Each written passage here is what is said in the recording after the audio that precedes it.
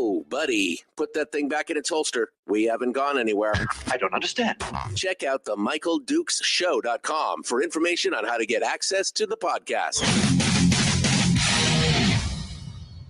Welcome to the party, pal.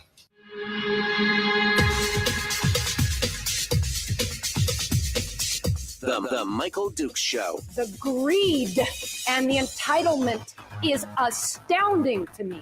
What more could you want from a low-budget radio program? This is a dumpster fire. That was just BS. It is time to get a new perspective.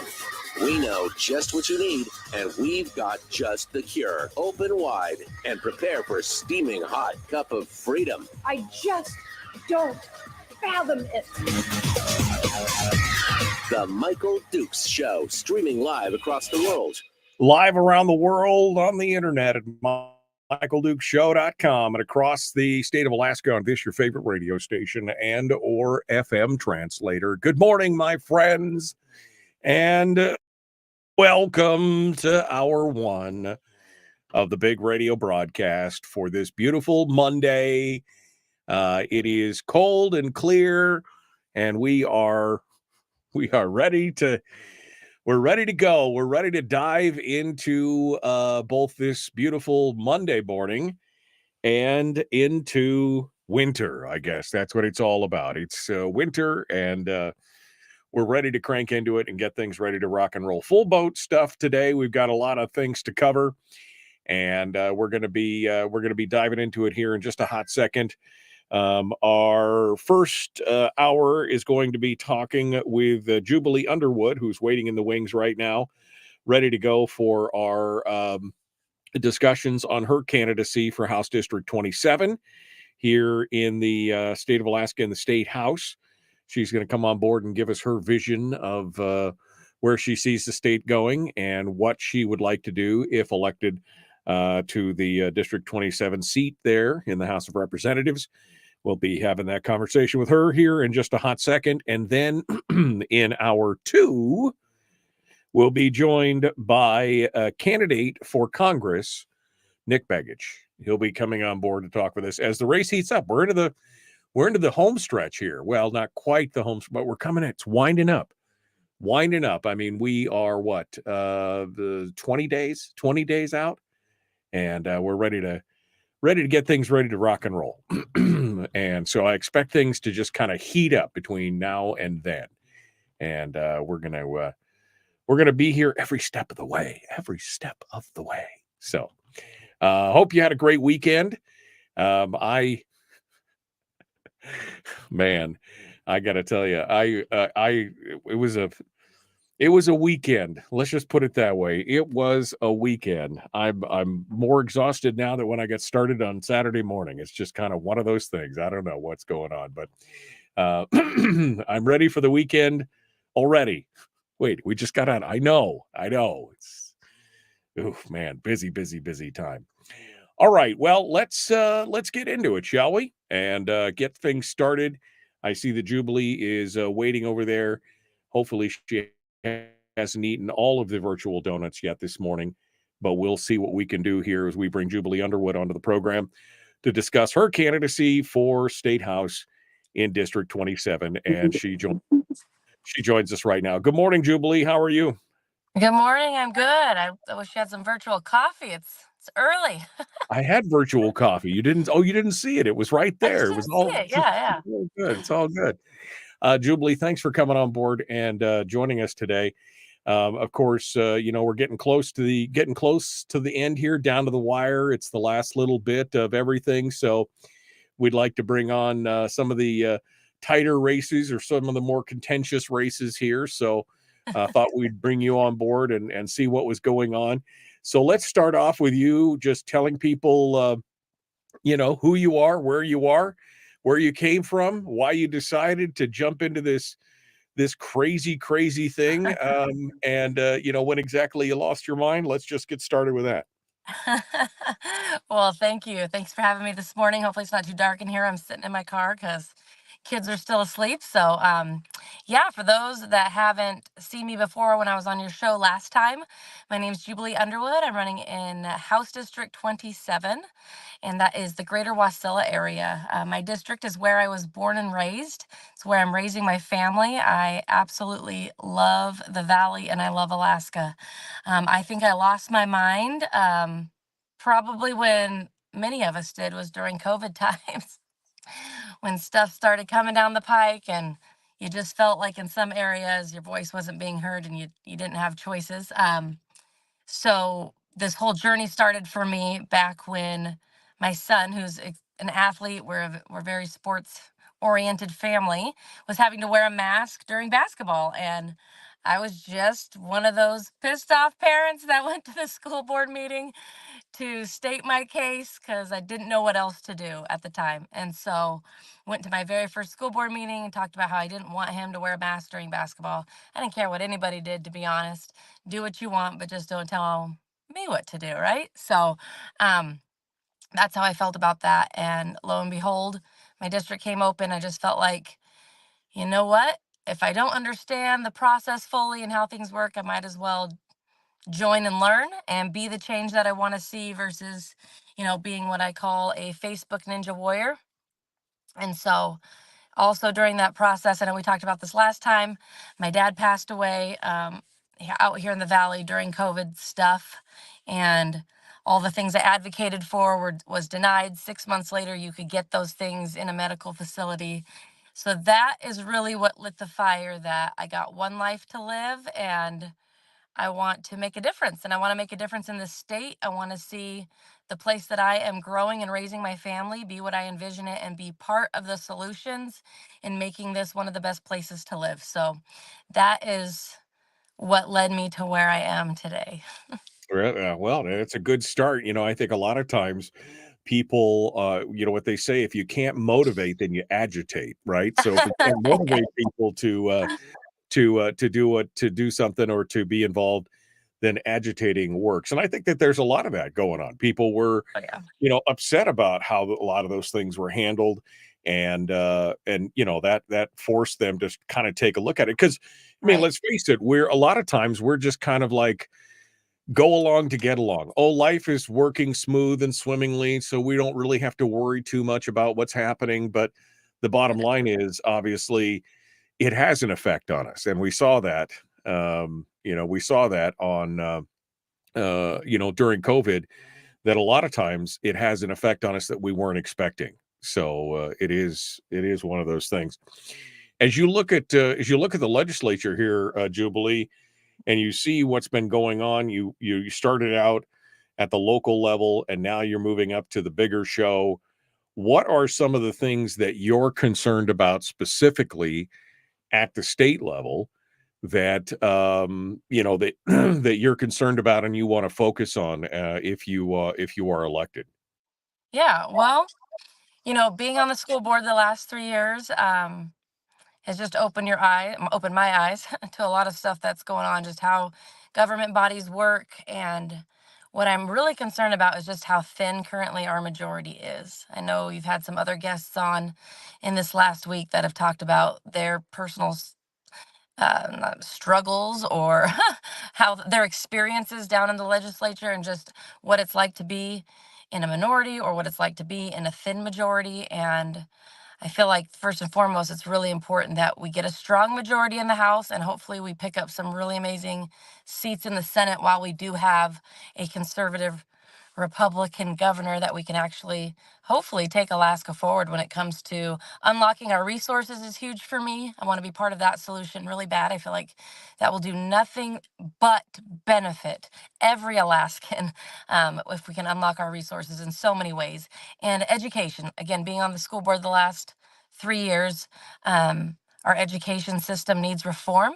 I know out here in the Mat-Su Valley, we've been doing amazing things. We've been taking great strides forward. There's always room for even more and more improvement. But, we went from being really low to we're trending with national levels now. We're getting kids ready for both college and career oriented pathways for their life. And I just love to see those opportunities statewide. I know we have a diverse Alaska. And there's different areas in Alaska that just need different things. But I would just love to see every child have that opportunity. So focusing on where the money follows the kid. Universal school choice is amazing. More choice. People think you're taken from one type of school, you're given to the other, but the data is out there that when you have more choice, everybody goes up.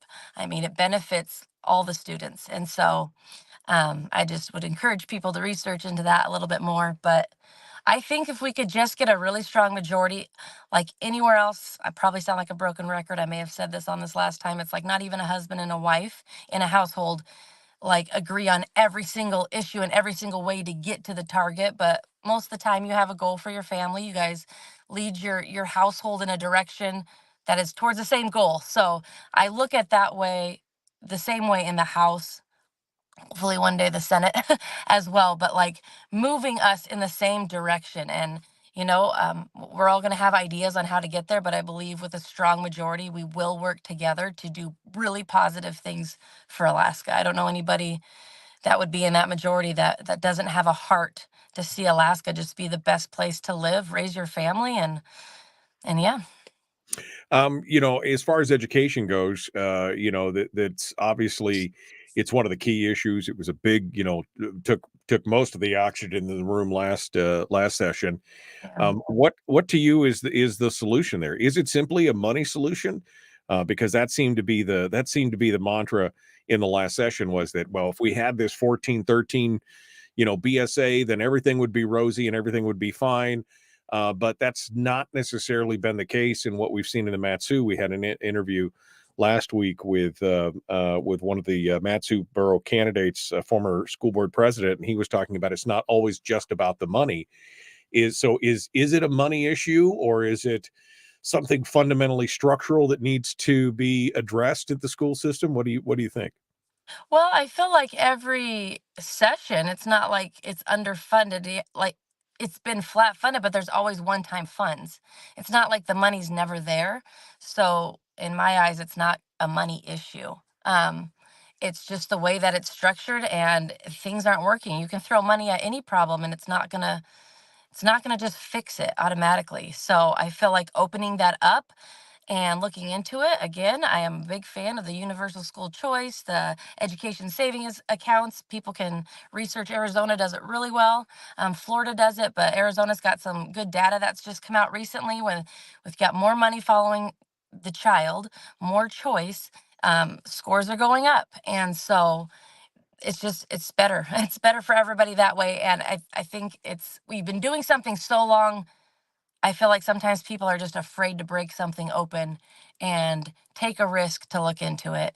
And obviously, it's not working in other areas. Right, So if it's right. not working, you got to find different solutions. And, I'm a solutionary. I don't even know if that's a word, but like when I look at things, let's find out, let's go to the root of things and find out what's going to work and implement that and have those conversations and look at data. Look where it's working elsewhere. Look where there is possibly a state that has a demographic, you know, as close and similar to us as possible. Obviously, Alaska is very unique, but see what's worked. Did they turn their tide? See what they did. I mean, to me, it's common sense. I mean, it's just getting some of those things across the finish line that can be a battle depending on how it's structured, how the House is structured, how the Senate's structured, how people can work together to get things done. I feel like some of these solutions are not rocket science, just to say that much. Right. The magic comes in people being able to actually work together to get it done, which I feel like I am really good at that. That is like my strength, is working together with people and helping be a part of the solution. And I see things with different perspectives. I see other people's perspectives, and then it's like, okay, how do we get there? So that's my heart for that issue. Jubilee Underwood is our guest candidate for House District 27. We're going to take a quick break, and when we come back, we'll continue with her and see what other things she has to say on some of the other issues moving forward. We will return in just a moment. The Michael Duke Show, common sense, liberty-based, free-thinking radio. We'll return with Jubilee Underwood right after these messages. Don't go anywhere.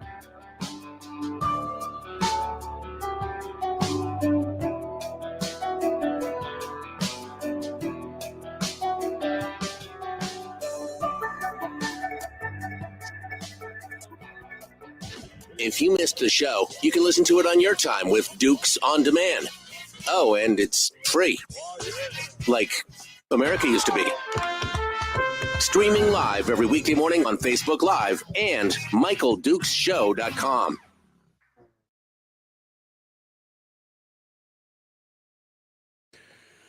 Okay, Jubilee Underwood is our guest, and we are continuing with her here as we go through here. Let me just unmute her from where I'm going on. Let me hit a few questions that have been in the chat room. So a couple questions that have come up here. Joel says, I'm a no compromise two-way voter. I know where Eastman stands. Where does she stand on the Second Amendment? Would she sign a red flag law is the question for Jubilee. So we'll let you answer that here. I am very pro 2A. I don't know how you live in Alaska your whole life, especially out here in the valley, and be against 2A. I mean, almost every single person in my circle is a hunter. Gun safety is huge. You learn it as a child. Usually, if your family's grown up doing any type of hunting and whatnot, I'm extremely, extremely pro 2A. That should never, ever be touched and taken away. So that's where it stands. You're not for signing a red flag law, No. is what I'm hearing you say. Correct. Okay. Yeah, you're correct. You may just a point of you may flip your visor down and turn your vanity mirror on. That may give you a little light in your face. I'm in the dark. Oh, you know what? I would have to probably turn my car on. I'm just sitting in the garage. Oh, okay. No problem. I was just curious. I thought maybe that would come on. It is a little dark, but I mean, it was a good idea because your car is basically like a sound booth. So that works out. It's nice. And, this early in the morning, you don't get to see all the wrinkles if I sit back a little bit. So Exactly. And you're in a comfortable chair. So that's going out. Tried my best, Mike. No, you're good. You're good.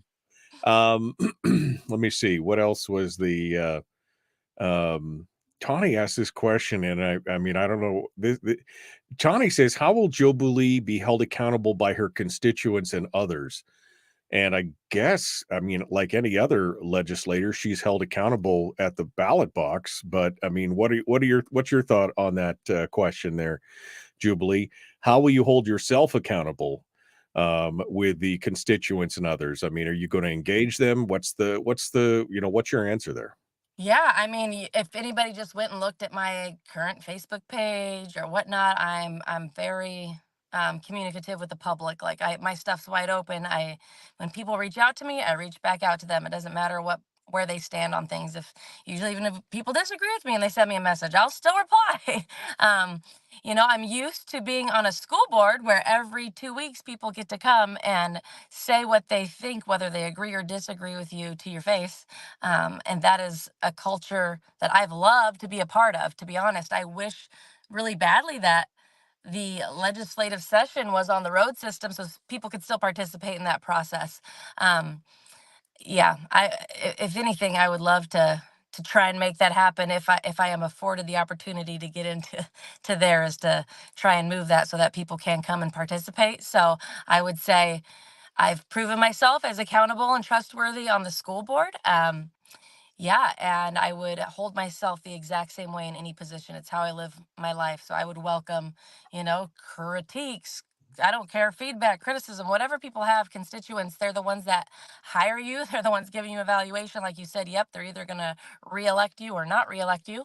But I have an open line of communication. Love to hear from people. Love to hear their ideas and keep that line open. I know it's extremely expensive to come down to session, but man, how I wish people could actually come and be a part of the process, be there in person. I feel like it's very important for people to have that access for accountability as well. So part of that would be, trying to fight to get the session on the road system so people could do that. Again, whether they agree with me or not, I was one of those people that did not agree with what was going on and the decisions being made. And I went and participated. So even when people don't agree with me, I applaud them for coming and being part of the process. So. All right, Jubilee Underwood is our guest. We are we're getting ready to rejoin the radio here, and we're going to take a crack at some of the stuff that some of the stuff that has been going on in the legislature will continue here in just a moment. Don't go anywhere. The Michael Duke Show. Common sense, liberty-based, free-thinking radio. Like, share, subscribe, do all the internet YouTube-y things. Here we go. Let's do it.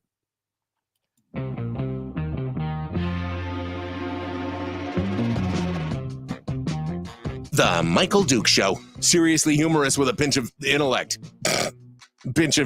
Sorry. That is humorous. Here's Michael Dukes. I mean, it's a pinch. Generous pinch, I guess. Let's talk about it that way. Jubilee Underwood is our guest candidate for the U.S. or for the State House of Representatives in District 27. We've been talking about what's been going on down in the legislature that got her kind of motivated to do this. And I think this is a valid question, Jubilee, and I think you touched on it a bit, and I kind of want to explore this a little bit when we talk about the majority and everything. Patrick in the chat room says, why are you running against Eastman? He's done a great job for what he has done for you. What has he done for you to run against him? And I think it's a valid question because this is, there's a handful of races out there that are Republican v. Republican. Although, I mean, let me just state first that I've never, I always think that every candidate should have an opponent, be they from the same party or an opposing party, because it keeps candidates, you talked about accountability earlier, it keeps candidates sharp. But that's, I think it's a valid question. So again, what made you decide to run since there was a conservative in the job already? And does it tie back to what you were talking about earlier with the majority, et cetera? Yeah, it definitely ties back to there. Like we said, we had a very, very slim majority, and I just encourage people to do their due diligence and watch the sessions. I have had a lot of conversations when people have a lot of opinions, and then I just ask, like, did you watch the session? Did you watch the votes? Did you see what's going on? Because I feel like that happens a lot. Like, a lot of people aren't maybe as engaged in some of the procedural stuff, and so you don't always see what happens and what's going on. And so the fact that there was some very, very slim margin, some votes that I still don't necessarily understand, voted with Democrats. It's just, I'm going there. I'm a team player. I come from a background of sports. It's not like I just jumped in because I don't like the person or I don't necessarily like what they're doing, but it's more like what you said. I feel like some people can just do a better job in certain positions. And so I feel like I've had that proven on the last 3 years on the school board. And I do feel like I can do a great job at representing the district that I was born and raised in, that I have connections with so many people here in my community that are doing amazing things and giving back. I have a lot of different circles when it comes to church or, the education, the sports world, people that are working with at-risk youth, etc. I just got my pulse on a lot of things happening in my community that I more so felt like I can just be an actual representative of the people that make up District 27. And so, not that, yeah, nothing to bash, nothing to say anything bad against, but some people are possibly better in different positions or different in jobs and can still be amazingly effective. I just felt the nudge forward to throw my name in the hat because my heart is for Alaska. So that's what led me here. Yeah. Well, I mean, there is power in, there's power in the majority, right? I mean, there's power to move things and to shape policy and to do things like that. And so you're committed to basically, I guess, for lack of a better phrase, to work well with others. Is that kind of what you're, the thrust of what you're talking about here, instead of going it alone or standing on the outside or being combative in all those areas? You are gonna kumbaya and give the world a Coke. I mean, what are we doing here? Yeah, I mean, it's honestly one of my strengths. That's what I'm good at. I'm good at bringing people together. I'm good at, when there's a solution, being able to pull people in. It's a very strong point of mine, and to see, like, hey, here's a pathway forward. Let's all get on the same team and go that way. And yeah, that's exactly what I would do. The nice thing about a conservative Republican House majority is that it's not a binding caucus, as you know. It's not like you're going in and you're just selling your vote. There's going to be a lot of different opinions on how to get there, but you can at least work together to bring those solutions to fruition. And so that is a strong point of mine, is working together. I mean, why would you not want to work well with others, period, in your life. I don't know. I'm not speaking for anybody else, but that's just the way that I think is, every job that I've ever been in my life, you could go back, you could ask my employers, you could ask my coworkers. They all say the same thing. I worked with uh, high integrity and people enjoyed being around me. Not to like toot my own horn, but like it's just a strength of mine is to work and bring people together because I want a good, you know, atmosphere everywhere that I go. And so it's how you get things done. If people can enjoy working with you, you can even reach across and bring some people over into your ideas and they'll go along to bring those solutions forward for the betterment of Alaska. And so I just feel like I can do that. Yeah, no, sometimes I think there's strength, especially when you can work together and still have disagreements as long as you're working Right. towards a common goal. I think I think that's the important part. Let's dive down into, let's dive back down into education. I want to get into some specifics because you hit on a couple different things there that I think are important. This idea of educational choice. Whether it's a Arizona style ESA, education savings account. There's been some talk about backpack funding. There's been some other things. And of course, like I said, the Matsu apparently is, leading the way with their test scores and the way they've been doing things, their Voc Tech schooling and things like that. So do you have specific ideas for things you'd like to bring forward in education? If it's not just simply a dollars issue, if it's not just simply increasing the BSA, what are some of your specific goals and what would your specific suggestions be for education? Because it's going to be one of the key issues, I'm sure, moving forward in this next session. Right. Well, you first have to tackle the money issue in order to get there and bring anything forward. That's for sure. So that would be number one. But I would love to see. I know the MATSU does a really good job at our robust career and technical education. Majority of kids aren't just getting out and going to college, and there's some really good trades, and we really, really need some tradesmen here. And so we have a very robust career and technical education here in the Valley, and I would love to see those same opportunities for all of Alaska kids. Like just figuring out some innovative ways that even some of the school districts that are way up north may not have access to some of these hands-on um, things like we do out here, but just trying to think of innovative ways for partnerships in different communities for how these kids can get more skills and training so that even if they want to come to Anchorage or go up to Fairbanks or whatnot after they graduate, they're plugged into a really good job because of the experience that they have. Like just figuring out a way to spread that out around Alaska so kids have more, I mean, more career and technical education. I think it's really, really important. Give them something to look forward to besides just college. And college is great, giving them a taste of both. But then my hope in expanding that is that kids will not have to wrestle for a couple years after they graduate, deciding what pathway they want to take, and then kind of get lost in the shuffle if they don't know. But if they can get some of those hands on things in their schooling, then it just sets them up for way more success and to hopefully stay here in Alaska and have really good jobs and want to raise their families here. That would be something that I would like to explore a lot more of. Right. And as far as the choice itself, I mean, do you have a plan for which choice option? I mean, again, we've talked about the ESAs or backpack funding. Do you have a preferred path? Have you sat down and talked with anybody else who's been working in the legislature towards choice, or do you have any kind of blueprint for how you'd like to go forward on that? No, I don't think there's like a wheel that needs to be reinvented. I think like the data's come out that's really well on both of them. I do really like the Arizona ESA model, but it's not like I'm closed-minded to just one idea. It's seeing which one would fit Alaska best.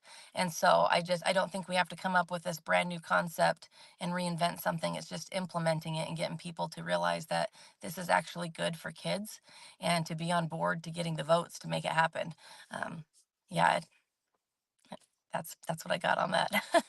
So you would, I mean, hypothetically, you could just take the ESA language from Arizona and have a bill drafted here of something similar. You'd be okay with that. Yeah, and just powwow with people that are pro school choice and iron it out so that it works for Alaska, making tweaks. Like I don't have every single line item, T Sure. dot, yeah, all that.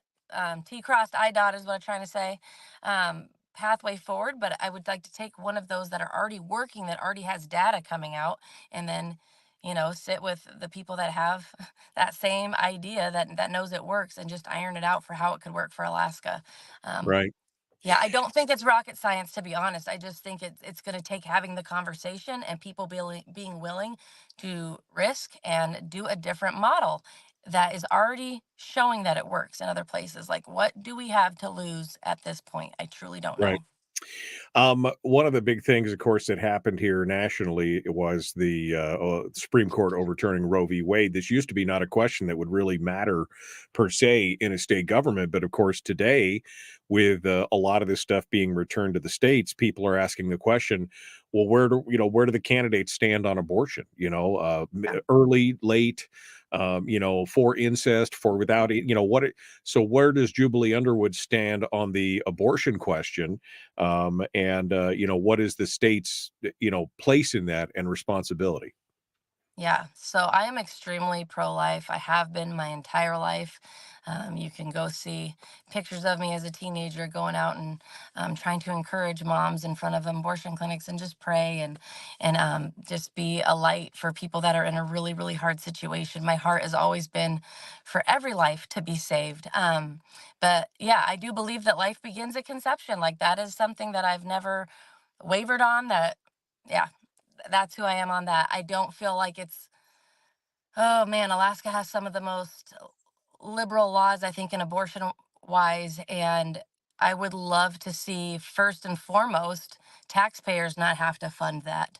Um, I feel like, I, I know I mentioned this on another interview, really, but again, going back to sports, it's just like, if we don't have the most perfect bill right out the gate, I'm not someone that's going to be like, well, then we're not going to do anything. Like, let's move the goal line forward. Let's save every life possible, and then and then save more lives, and then save more lives. I know sometimes some of those bills that were pro-life, for some reason, there was, even my opponent didn't vote on all of them, more so because it wasn't the perfect bill that just did everything. But the Supreme Court overturned it, and yet when they overturned Roe v. Wade, which I'm super thankful for, it didn't end abortion in America.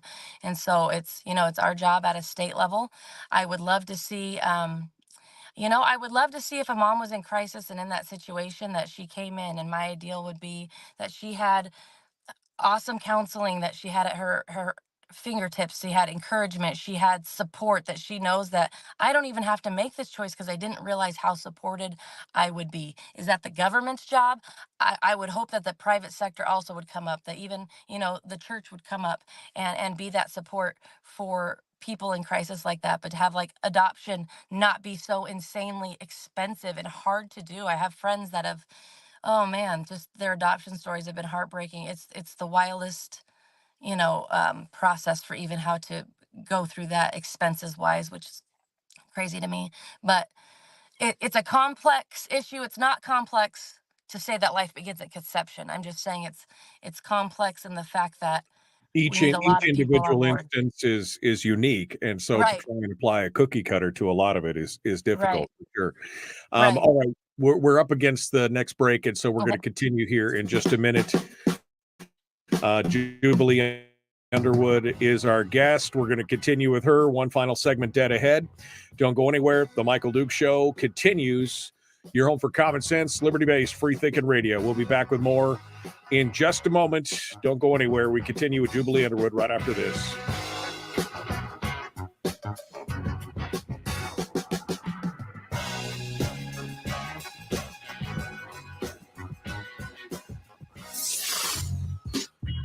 What is that?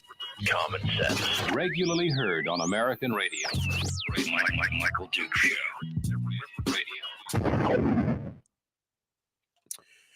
Okay, Jubilee Underwood is our guest. Sorry, I'm just going through here. Oh, you're good. I keep chatting like all the way up to your break. Sorry about that. No, that's fine. I'm sorry. I'm just looking. I'm looking at some of the comments here and trying to figure out which one is questions for you and which ones are people arguing back and forth. Thing. Jeannie says our state is too liberal to stop abortion here. Elective abortion is a great term. differentiates it from medically necessary abortion. And I mean, I would agree. I mean, those are the choices. But again, elective abortion, I think, is a great idea. And I'm with Jubilee. I mean, I've been pro-life my entire life, and this whole thing to me just is a little nutty. When you start talking about we're trying to protect somebody's life, but then we're killing a child. I've never been able to understand that kind of stuff.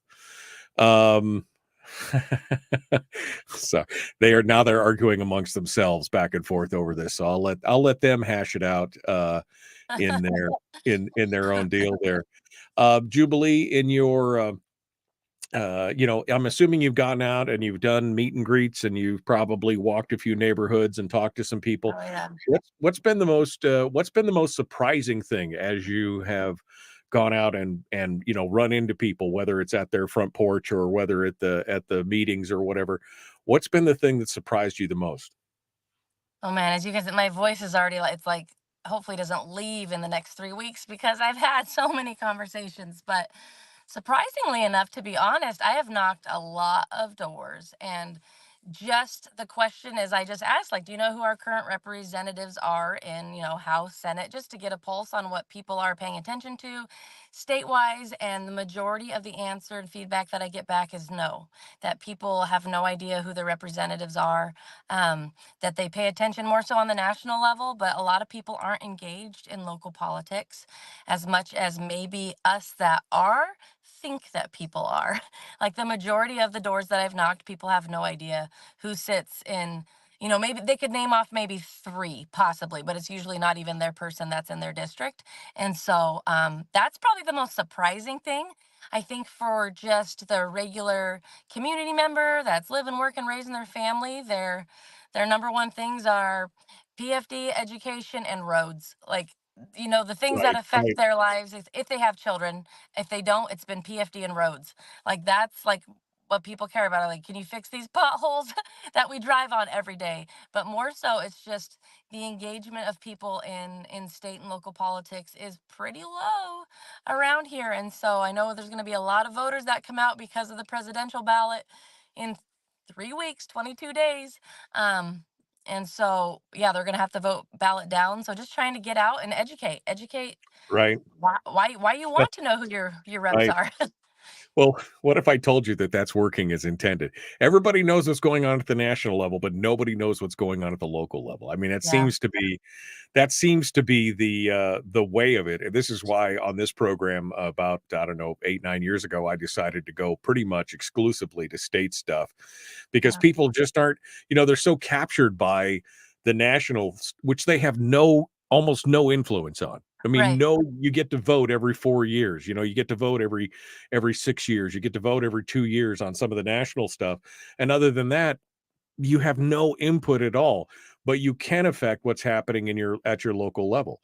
And it is shocking to me how many people have no idea who their local representatives are or what's going on, even though that stuff seems to have a bigger impact on their lives Right. than what's happening at the national level.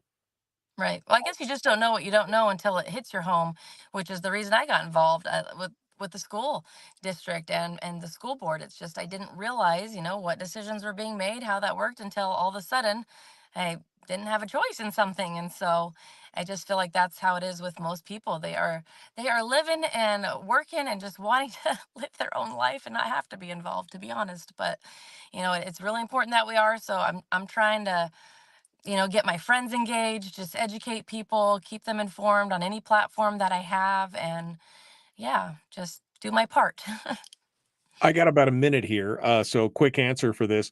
What's your idea? Do you have any ideas for helping to raise that engagement, to raise the engagement with people who are not either they've thrown their hands up and walked away because they're frustrated with the back and forth, the left versus right, or who are just not engaged at the local level? Do you have any ideas of how to get them more involved? I'm just curious.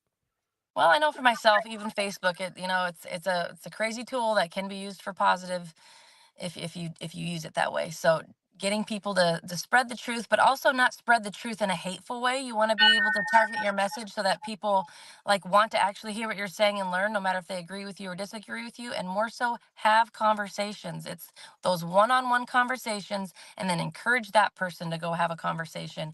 It's communicating. That's the Right, whole right. big thing of it. Maybe everybody should read How to Win Friends and Influence People before they go on the internet, right? I Yes, mean, yes, please do. let's have a conversation instead of a shouting match. That might Yes, be a good please, idea. All right, please. Jubilee Underwood, our guest. Let's get to it.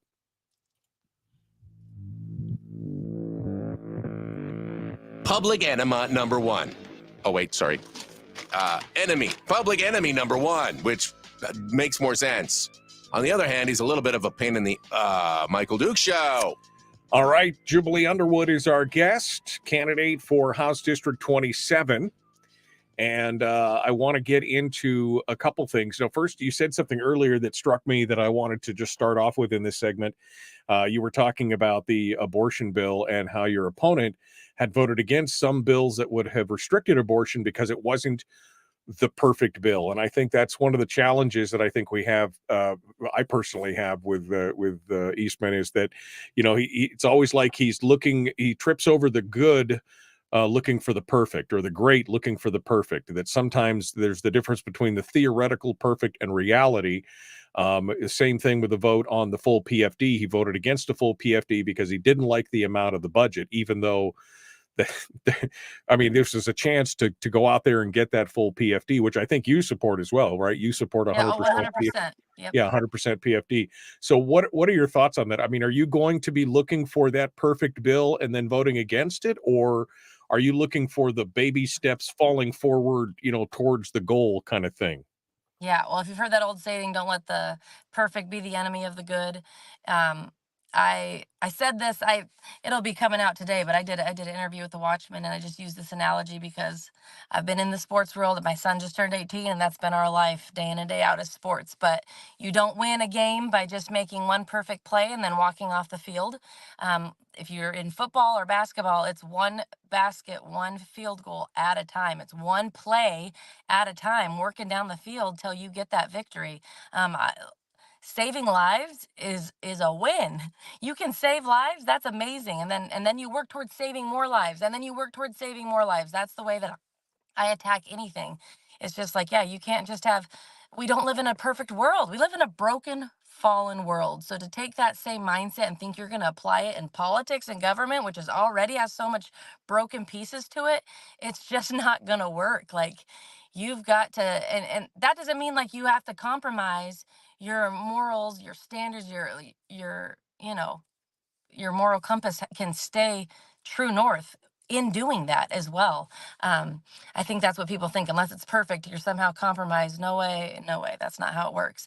But you just keep achieving, as many good things as possible, and you will get to a very amazing, victorious finish line one day. Right. Right. Well, I mean, look, we got here by incrementalism, right? Yep. It Yep. was one 100%. little bite at a time got us to where we're at. If we want to retreat back to a more moderate stance, more middle of the road, or more Yeah. conservative, then taking bites one little bit at a time instead of this quantum leap in finding the perfect thing to try and wipe it all out. I mean, that's the only way you can do it. You take small victories. Yeah. Small victories, it's to use I know very little about sports, but to use the analogy of football, they don't always go for the Hail Mary in the end zone, right? It's Right. 10 yards at a time, 10 yards at a time. That's what we try and do. And I think that's what I think people understand and what we're looking for. You said that when you were out on the out on the trail and you're talking to people, that they had some things that they were concerned about. You said roads and PFD, and what was the third one again? The economy, crime. No, What was? if they had kids, it was just education. There's a lot of pro school choice people in my district. So, I mean, we had a lot of great conversations that we agreed on at the doors. But for the most part, if they didn't have kids, it was more so PFD and roads. Like, those were the two biggest issues that came up. And so, it's like that's where they're at every single day. They're driving their roads to their work. Like, those are the things that are bigger. Other than that, majority of people brought it back to the national state and would say the national level, and they were like, we're just concerned about what's going to happen in this election in the presidential side. That is where a majority of people brought the conversation back to every time was like, we're just scared about the presidential election. And so I'm like, well, at the end of the day, we can only do what we can do. We are each in control of our own selves. We each Right. can only do our part. So that is all we can focus on. So let's focus on that. When you talk about the PFD, I mean, these people were concerned about, they wanted the full PFD, they wanted Yes. a PFD, they wanted it, did they want it set in the Constitution? What was walk me through the talk here, as far as, what they were looking for in the PFD? They just said they want a full PFD. That was the majority of it. I don't even know if people fully understand, how it all works, how it's the laws written in there. They just know that they're Alaskans and they're entitled to a full PFD, that there is a law and that the law should be followed. And so it was just a basic conversation that was like, get us our full PFD. That's all that said. It's yeah, not a deep dive at the doors. Obviously, you're trying to knock as many as possible. So it's like, get us our full PFD, fix these roads, and we're scared about the president. And do my brief introduction and yeah, Yeah. move on to the next. It's interesting that again they continue to go back to the national level, Yeah, not realizing that the local and the state stuff has more direct impact on their life on a right, day-to-day basis than right. anything else. What's your, as it comes to a full PFD, and I'm assuming you mean full statutory PFD, right? Yes, Not a correct, 50/50. correct. So what is your plan, and have you talked with any of the other legislators or any potential, partners in the majority about what kind of plan we could do to get a full PFD? Yeah, I've had conversations, and I know that when Walker did what he did, it's just turned it into a sludge fund, and it's harder than people realize to pull it fully out of the budget since it's been made part of the budget. But um, honestly, it's since it's been a part of it, you got if you're going to take it out, I just feel like there's going to be areas in the budget that hurt. And sometimes a little growth and change is going to hurt, whether it hurts a big corporation or whatnot. I just feel like that's what we got to do. I would love to see 2 years from now nobody have to campaign on this issue because it's done with, and it's not even something that we should have to even be talking about anymore. It should just be, Right.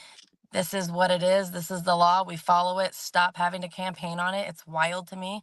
um That leaves a yeah. bigger question then of who pays, because again, as you mentioned, they're using it as a slush fund, right? I mean, they're using it to fund a big chunk of government. That's where, every time we lose $2,000 out of a PFD, we don't see it, but it's going straight to government. So someplace else would have to lose that money. Somebody has to pay in the long run. I mean, and that's Yeah, essentially it's we're gonna be being taxed. painful. It would So be painful. where do you think that money should be coming from? What is there departments, or is there things that we need to do, or should we be just forcing the issue so that we have to look at our income and realize that we can't live beyond our means?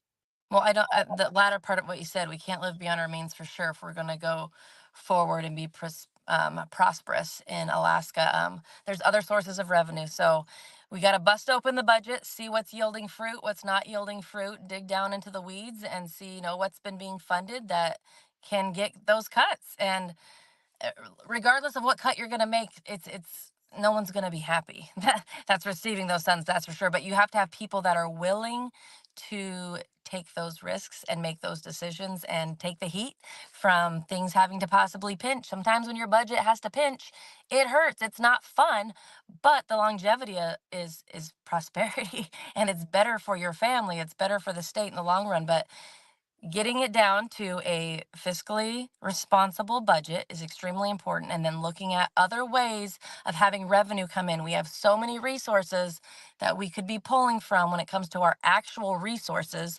unlocking those to provide other revenue. So, What do you mean by that? I mean, are you talking about new like oil our finds, timber, our timber? minerals, our oil and gas. I mean, we have so much red tape. I know some of that's on the federal level, but on the state level too, just all the regulations that we have. People don't want to come and invest long term with big companies because it's always every regime change, it's shifting and changing their market. And Right, so there's no longevity, no sustainability. So, again, just looking at, I don't have every solution, but right. looking at what can those solutions be and working with people to start making those incremental decisions to move us forward so we can be energy independent. We can be independent in a lot of ways, we're Alaskans. um, but it's going to take, like, I can't go in 2 years, hit an easy button and it's going to be done. But Right. again, you can work with people to make those incremental steps to where down the road, I mean, thank God we made the sacrifices. We pinched, we made things hurt because it's going to be beneficial for everybody down the road. Ben Carpenter has been working on the fiscal policy working group plan, which Yeah. includes new revenues, new resources, some taxes, some cuts, everything else like that. Do you support his plan? Not his plan, but the fiscal policy working group's plan that he's been trying to implement? Yeah, I like a lot. I like a lot of what he's saying. I'm not a fan of the tax part. I'm not a fan of taxes. I know a lot of people are like, don't raise my taxes. I feel like I would like to be a little bit more solutionary in that realm when it came to that, because I don't want to implement taxes. So just finding other ways. I like the rest of his plan though. What if you got a, let me ask my question. If you got a full statutory PFD and then Mhm. you got a sales tax that took a fraction of that out, would you be okay with that? If it was a reversal, instead of a tax on the PFD, you got a sales tax, it was a usage tax, and it took a fraction of what the PFD cut would have been, would you support that? I don't know. I cannot say yes or no on that right now. I'd have to look into that, but I just know that my gut instinct is I don't want to take anything. I don't want to take anything that has to do with the PFD that was people's and turn it into a tax. It still feels like you're taking in some way Well, that it's doesn't feel right. already being taken right Yeah, now. So what, but I don't want to take. So I don't yeah. know. I feel like there's better solutions out there. I don't know what they are, but it's not like I can't find them because I'm a go getter. So I just feel like Uh, we need to look into it a little bit more. I feel like that's great. That's a great way forward. And then let's just keep going to the table and hashing it out till we have a really good plan. And then hopefully we're all in there together and we can we're down implement some of those. we're down to the last 90 seconds or so. So I'll give you the floor for final thoughts. How do people find out about you? Are you doing any meet and greets? And then your elevator pitch for why people should vote for you on the way through. So go ahead. Oh man, I didn't even know if I'd be able to fill up a whole hour, but we did. So you can find me at jubileeforstatehouse.com. That's where my main website is. I have Jubilee Underwood for State House on my Facebook. I have Jubilee Underwood Facebook. You can reach me at all those. My phone number is 907-775-7973. Feel free to give me a call.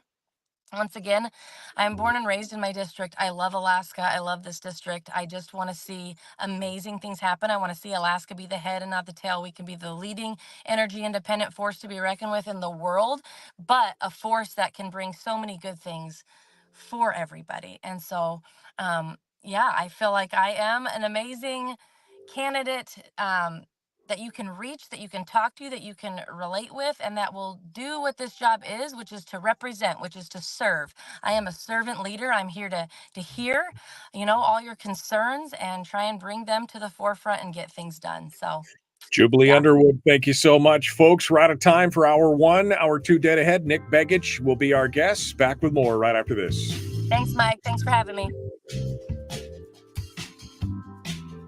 All right, I wanted to give you one final bite at the apple. In case there was something we didn't hit on, some topic that you were hot and heavy on that we didn't touch on. Any final thoughts before I let you go? No, my final thoughts is just encourage everybody, get out and vote. Tell your friends, grab a few friends. If you're confused on any ballot measures, please reach out. I would love to chat with anybody and everybody on what they have coming up on their ballot. And I just encourage people to please get engaged. This is a very, very important, we've heard this a million times, but probably one of the most important elections of our lifetime, from the top of the ballot down. So please get engaged. Please spread the word. Do grassroots. Tell your neighbors. Tell your friends. And let's make America great again.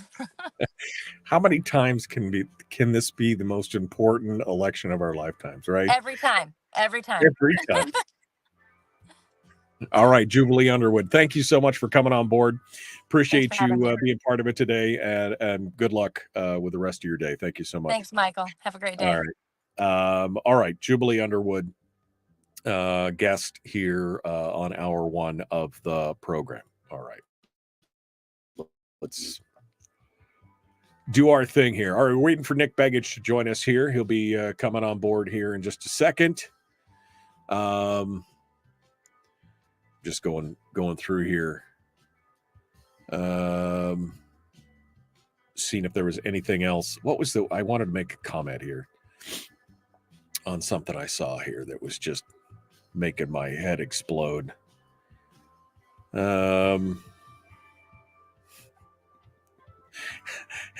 Harold Harold says, want some clear-cut ideas, schedule me in. Don't bother me with a fiscal policy working group plan. It isn't worth the paper that it's written on. Harold's got it all figured out. This was the question that Patrick said. He said, what's your feelings on elected sheriffs? Our LEOs are restricted to states or cities. We need sheriffs. Unfortunately, and I'm kind of in agreement with you on this, Patrick, and I've looked into this issue for years. This would require a constitutional amendment. Because of the way that the state constitution was written, that's why we have boroughs instead of counties. We have boroughs specifically because the framers didn't want sheriffs at the time. I actually had a conversation with Vic Fisher, who was one of the framers of the Constitution, about this, and he said that they were concerned at the time about making, I guess, politicizing the law enforcement at that area, and that's why they set up boroughs instead of counties. So it would require a constitutional amendment and a complete reworking of the municipal system in the state of Alaska. So I think that's a good luck with that, I think is the answer to what I'm trying to say there. But I'm with you. I think that having an elected sheriff would not be a bad thing. But the founders or framers of the state constitution disagreed. That was one of the things that was their deal there. Is the PO closed today? It's Columbus Day. I'm sure the post office is probably closed. Every state and federal office is probably closed today because they get all the days off. I'm going back here to see what else. Walker is responsible for today's larger PFD. There's some math involved in that, Harold, that I just don't understand. I'm just going to say that right off the gate, that Walker is responsible for today's larger PFD. I have questions. I have questions. All right. I can't remember what the other question was. It was in here. I see that Nick is in the chat room here. So maybe we'll test his audio real quick before we jump back into this, just to make sure that everything is good to go. Good morning, sir. How are you doing this morning? Good morning. I'm doing well. How are you doing this morning? I'm not doing too bad. Just making sure you were a little quiet there to begin with. Can you hear me? Can you hear me now? I can hear you great. Great. Can you hear me all right? I can hear you all right. It's almost over, Nick. It's almost over. 18 months of blood, sweat, and tears, and here you are. You ready to get down to it? Ready to get down to it. We got 3 weeks left, so we're almost there, and looking forward to Election Day on November 5th. Man, I got to tell you, your endorsement wall, you should have like a wall of trophies at this point. It just seems like the endorsement. I mean, you got to have a whole new page on your website just for the endorsements that have been coming through. It's pretty crazy, the amount of endorsements we've seen here just in the last 3 or 4 weeks.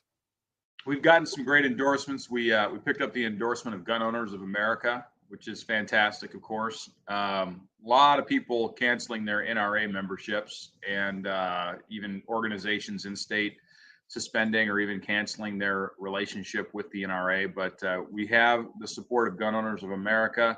Have the support of NFIB, which is Small Business Owners, right? National Federation of Independent Business, is supporting me as well. Alaska Outdoor Council, AOC, right. Which I love to tell people down in DC how much I support AOC.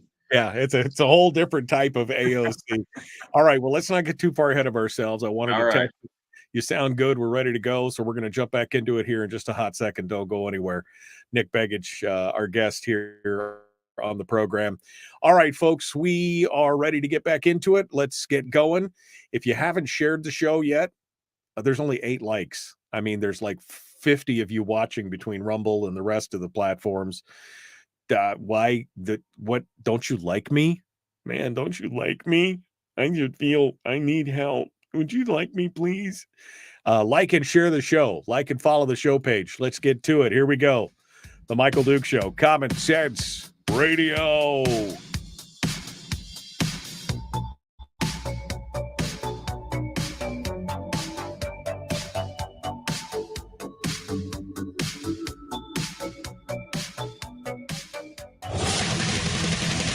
Whoa, buddy. Put that thing back in its holster. We haven't gone anywhere. I don't understand. Check out the MichaelDukesShow.com for information on how to get access to the podcast. Welcome to the party, pal.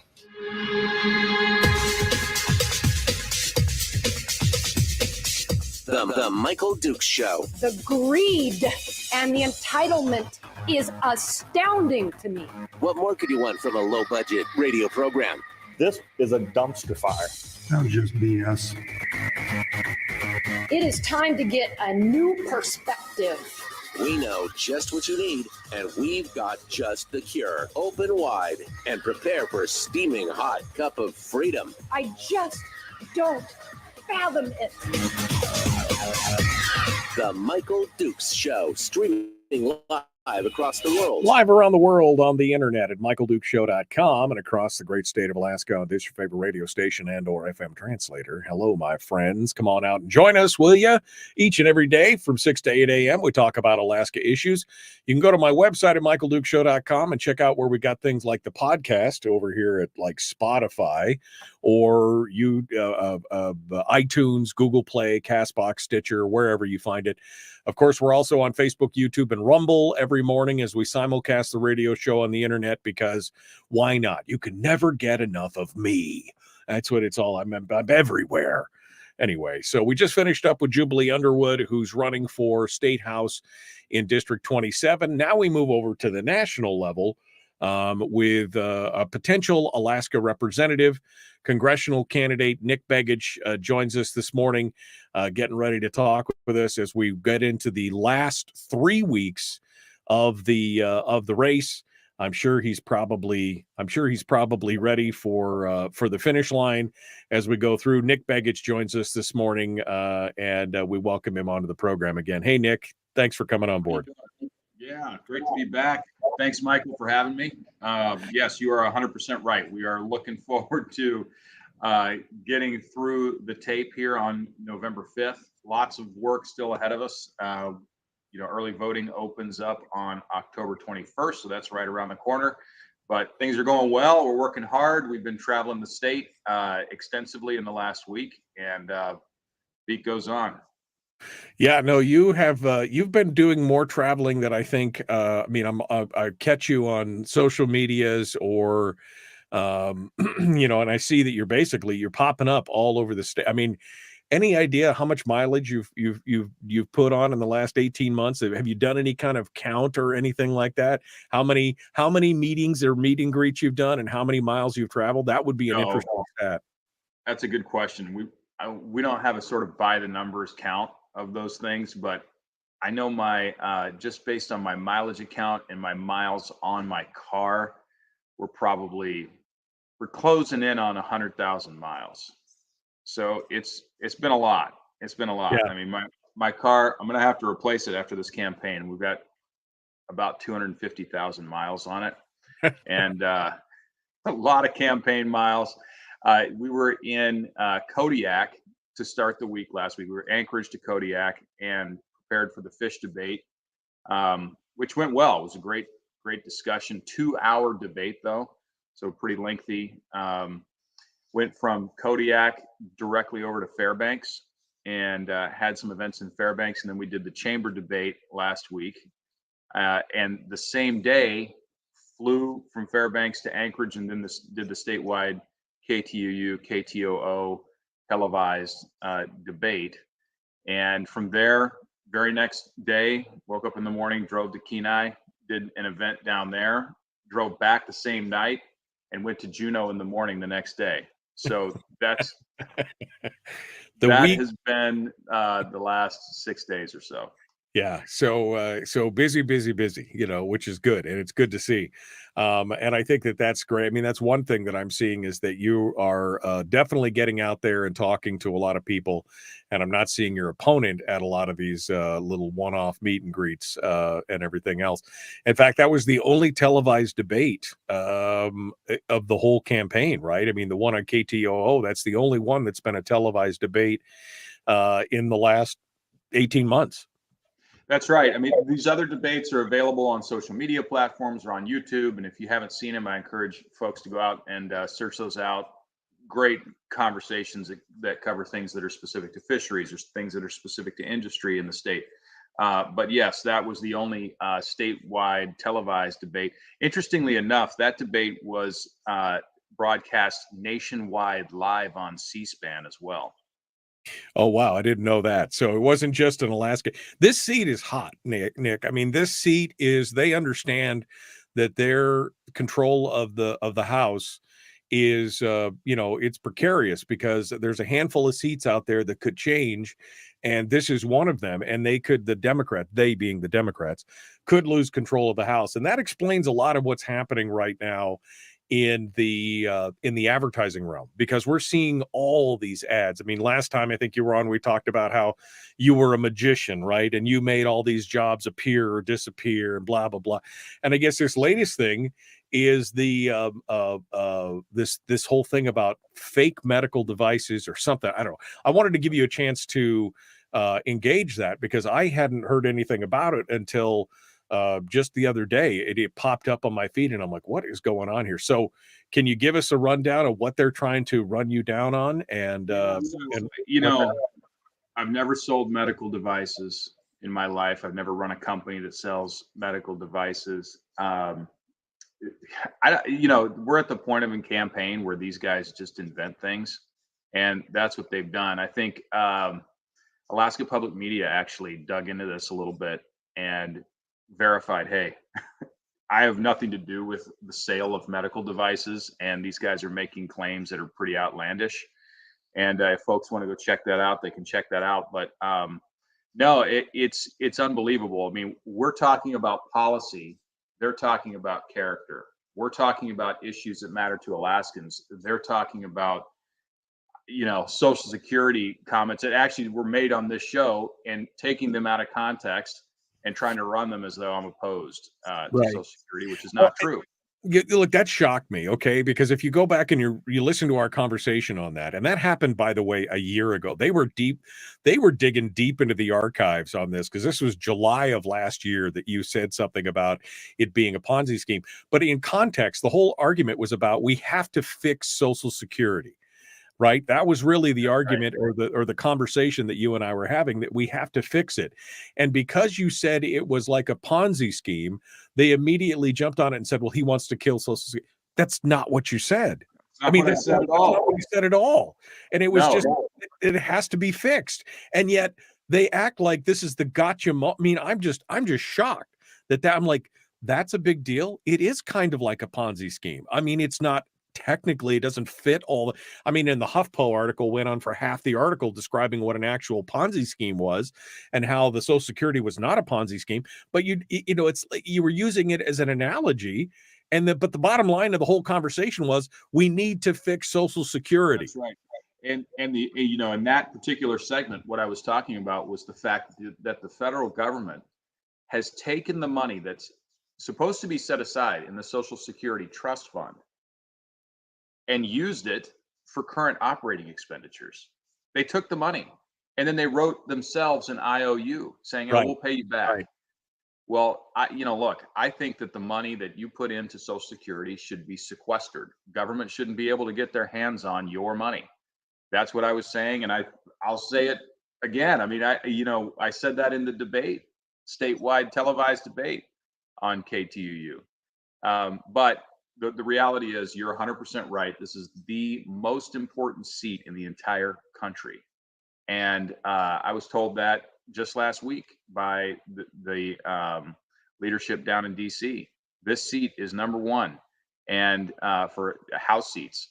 And so the Democrats recognize there's a strong chance they're going to lose this seat, and they're going to say and do anything that they can, including taking little clips, 3-word clips, whatever, and trying to mischaracterize anything that I've said. The truth does not matter to them. What matters to them is winning. Yeah, no, that's exactly it. And the amount of money that's being poured in by PACs and everything else, and all these different, all you have to do is look at the bottom of the screen, or listen to the audio disclaimer about, all the different groups that are in support of these different types of messages, especially when they're kind of outrageous messages, and you realize the amount of desperation that's going on out there. But people here locally are not being fooled. We were talking right before we came on the air about your new, what I guess I would call it, the wall of fame, right? I mean, your new endorsements.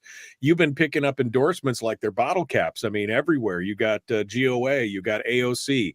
No, the other AOC. You got all this. I mean, right? I mean, so give us a few of the things of what's going on out there. Yeah, so we did pick up the endorsement of AOC, and for those who don't know, AOC, Alaska Outdoor Council. As I said in the break, I love to have a little bit of fun down in DC, tell them how much I support AOC, and of course they give me a look of confusion every time. But Alaska Outdoor Council is a group of different outdoor organizations that support your fishing rights, your hunting rights, your hiking rights, trapping rights, you name it, ATV, snow machine. These guys are making sure that you have public access to public lands preserved. And they're supporting me in this race, gave me their endorsement, had an opportunity to speak to their membership at their fall gala, and had a great conversation and talked about issues, talked about things that are important to all Alaskans. Picked up the endorsement of the Gun Owners of America, GOA, strong support from them. And in fact, a number of organizations around the state, as I mentioned during the break, are actually canceling or suspending their relationships with the NRA. In fact, Alaska Outdoor Council announced that they are suspending their relationship with the NRA over their endorsement decisions in this race. Yeah, we picked up the endorsement of NFIB, National Federation of Independent Business. So small businesses out there, they recognize I'm the small business candidate in this race. I'm someone who supports and has a record, more importantly, a record of supporting small businesses in Alaska and around the United States. In fact, that's basically what I did for the last 20 years, is support startup companies from the PowerPoint deck stage, that early ideation stage, helping them figure out, where do I find customers? How do I build a product? Where do I find investors? And helping them through those early stage milestones so they could be successful. That's what I have spent my career doing, largely. So in any case, proud to have their endorsement and support in the race. But you're right, we're getting a lot of support, a lot of endorsements. People recognize how important this race is and how important it is for us to replace Mary Peltola and get someone who's truly for Alaska and for everyday people in this country. People who are present too, I'm assuming, right? Because I mean, we're talking about your trips and you're meeting the people and the greeting and everything else. And again, we haven't seen a lot of Mary, and in fact, we didn't see a lot of Mary when as she's been in office, right? She's missed a lot of the votes, and although when she did vote, she was Nancy's girl. She voted along the lines with the Democrats a lot of times. I guess not unexpected, being a Democrat herself. But do you plan on being there a lot more than she is? Oh yeah, look, this job is not like other jobs. We all recognize that. We all know that.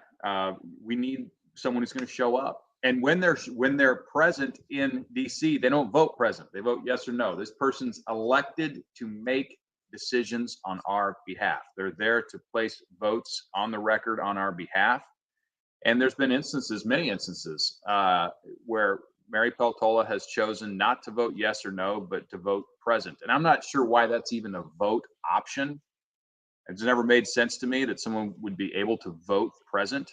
That's not a decision that's being made. And as we've talked about before, but it bears repeating, there was a bill that came up on the House floor called the Alaska's Right to Produce Act that pushed back against now we're up to 67 executive orders issued by the Biden administration specifically targeting Alaska. So this bill was put forward in the House Resources Committee by another member, Not even Mary Peltola introduced the bill. It was introduced by a member from Minnesota who didn't like to see the things that we're experiencing in Alaska happening in Alaska. And he said, look, we're going to put a bill forward. Mary, and he extends the olive branch. You can co-sponsor this bill with me. We'll carry this one together. Great. She says yes. She votes for it in committee. It hits the House floor. She decides, nope, I've changed my mind. And her own co-sponsored bill, she sends a note out to all of her Democrat colleagues urging them to vote no. And then it comes up for the vote. Well, she's not going to vote yes, but she didn't vote no either. She voted present. Right. That is awful. Awful. And I talked with Steve Scalise about this. Right. The House Majority Leader. Spoke with Steve Scalise. He said he had never seen anything like that in his entire career. That's who is representing us right now. Nick Begich is our guest. We're going to continue here in just a moment. Don't go anywhere. The Michael Duke Show continues. Common sense, liberty-based, free thinking radio. We'll return with more in just a moment. Don't go anywhere.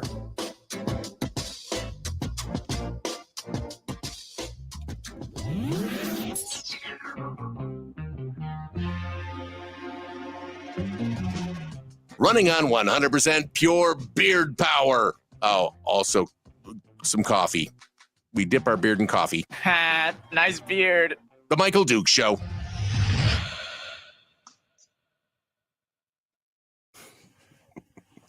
Encouraged everyone to vote against her own bill and then voted present. I mean, okay. I guess enough said there. Why? What was it? Did she give any reasoning in her note to everybody to vote no? Just because she just didn't want? Was it a win? Was it what was the problem? I think there was some commission that would have been impacted by her bill that she decided that she wanted to protect. But let me tell you how it actually works in DC. This is what Don used to do anyway. He would say, look, here's a bill. I don't love everything about it, but the bill on balance is important for Alaska. I'll work with the delegation on the Senate side to ensure that their version of this bill, should it be introduced and pass, is cleaned up, that it includes or doesn't include these components of the bill that I'm going to vote for. When you're in Congress, you have to make sure that, you're voting up or down. No bills are going to be 100% most of the time, right? Occasionally you'll get these standalone bills that are perfect in every way, and you say, okay, great, it's perfected. But she didn't research her own bill well enough. Then decided that there was some commission on the North Slope that she thought was going to be impacted by the bill, and decided, oh, I'm going to tell everyone to vote no. But what's crazy is she herself, with her own convictions, saying I can't support the bill, wasn't even willing to say she wouldn't support the bill when it came to her time to vote. Yeah, she didn't want that on her voting record, right? I mean, present is better to explain than a flat out no for why I wouldn't support Alaska. I mean, she keeps telling us that she's supporting Alaska. We're going to get into this here in a minute, because I know that she's been doing all these ads about Willow and all these other kind of stuff. The veterans thing, that was the other thing. Veterans, that somehow she's protecting veterans, yet I know for a fact that she voted for some bills that harmed the ability of veterans to do certain things as well. What's the story on that? Yeah, she voted against VA benefits more than once. And, she here's what's interesting. These bills, they come through, and certainly a bill like that impacts the state of Alaska significantly. We have more veterans per capita than any other state in the country. And on these votes, generally there are moderate, I'm going to use that loosely, but there are moderate Democrats that will vote for this legislation. And you can see every single time there's 4 or 5 Democrats that come through and they support the Republican-led legislation. She didn't do that in these cases. And in a number of cases that we count on an Alaskan representative to vote with Alaskans, she was voting with her Democrat colleagues. And these are some of those cases. It's again, it's frustrating to see how this stuff is all played out in the media, and in the advertising and things like that. You're going back to this whole thing about the medical devices. I mean, have you guys thrown a cease and desist out there or anything? I mean, what? Go ahead. We're talking to attorneys, yes, but the problem is these things are intended to be distractions during an incredibly busy campaign schedule, and they get dropped right before all of the activity that I just described was happening in the last week. And so they recognize, hey, they'll launch the most salacious lies that they can right at the peak of the campaign when there's no way that you have the ability to respond. And it's intended to emotionally drive you out of control before you're in front of the state and the nation. It's intended to try to distract your campaign as early voting begins. And it's a tactic that they use. It's terrible, but it's a tactic that is used by the left. I mean, it's got a name, right? The October surprise. I mean, that's really what it all comes down to. When you don't have the bandwidth to respond, and they're dropping, salacious or malicious ads, in quick. Oh, we put it out and then they pull it. Oh, and they put it out and then they pull it, and each one's a different one. It makes it hard to kind of respond to all that. Yeah, that's right. They're hoping you take that bait. Yeah. And we can't afford to take the bait. We got too much on the line in this race to dive into the mud with them right now. Brian says, lies in politics? Gasp. Yeah, exactly. Surprise. All right, here we go. We're jumping back into it. The Michael Dukes Show. Common sense, liberty-based, free-thinking radio. Nick Begich is our guest. Like, share, subscribe. Let's do it.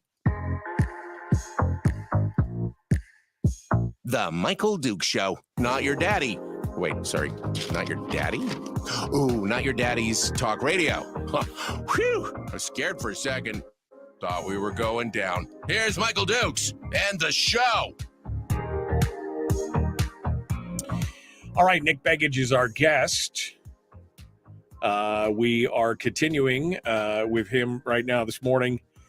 And the debate, of course, the big KTOO televised debate took place here. Nick just told me, I didn't even realize it was on C-SPAN as well.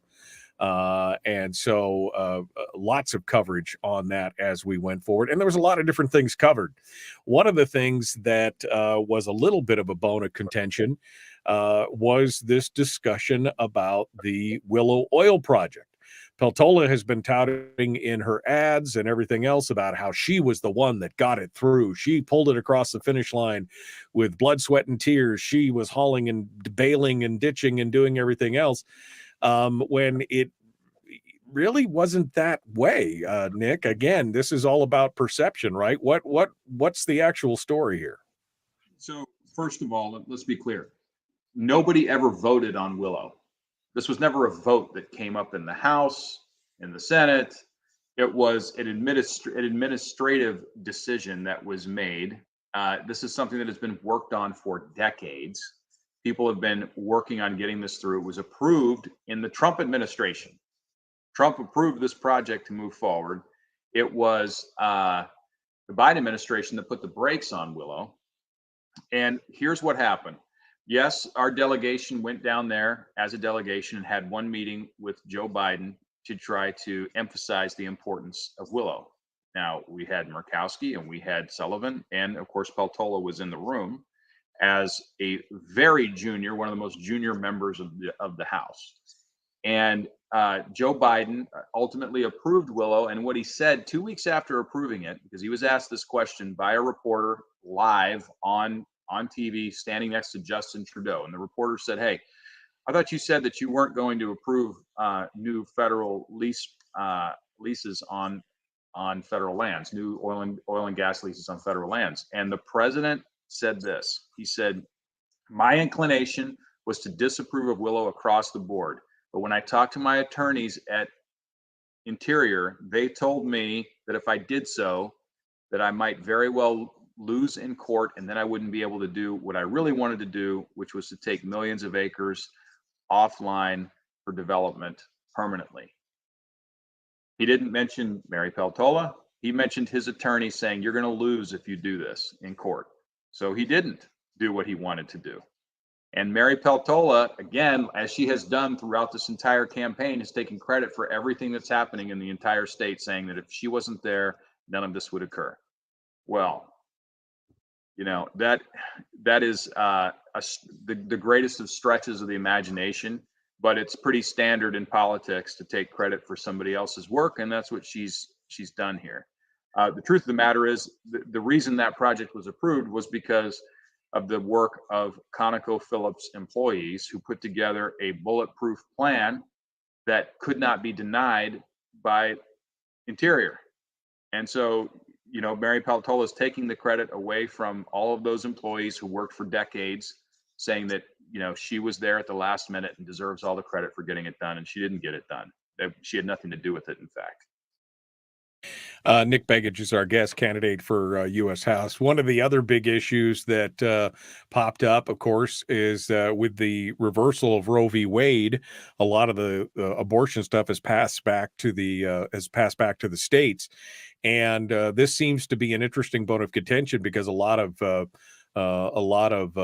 commentators and journalists are still asking the question of national leaders, even though it's more of a state issue now, because there's a fear that they're going to try and outlaw it nationwide or whatever it is. So they did ask you about this at the debate, and your answer seemed to be the right answer, although they say that it went against something that you had written in a previous questionnaire. What is your position on abortion for the state and for the federal government? Yeah, as I said in the debate, look, this is a state issue. It's a state issue in large part because the Supreme Court said, hey, this belongs with the states, and anything that's going to pass federally, pro or against, is going to be struck down by the Supreme Court. So it is with the states. It's going to stay with the states.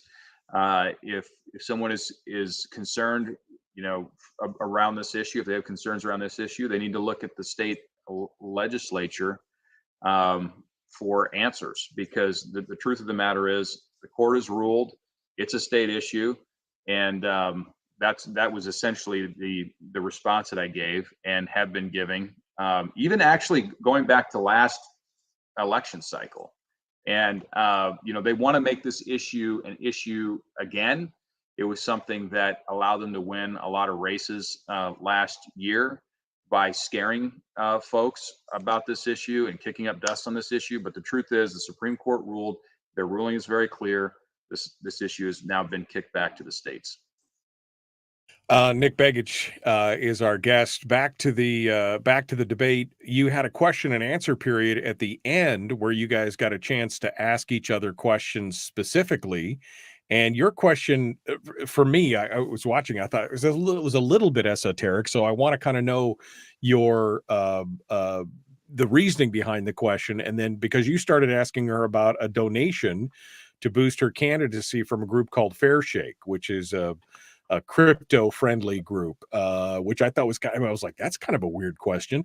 Can you walk us through it? And then her response and why you asked her that specifically? You bet. So I asked the question, I initially said, look, $2 million is a lot of money to all Alaskans. That's a lot of money. And so, she's received $2 million in support from a crypto PAC. And I just asked the question, what's crypto and how does it work? I just wanted to know, what do you know? And she didn't really have a great answer. There wasn't much substance there. She admitted she had a lot to learn, and ended her response by saying, well, you support crypto too.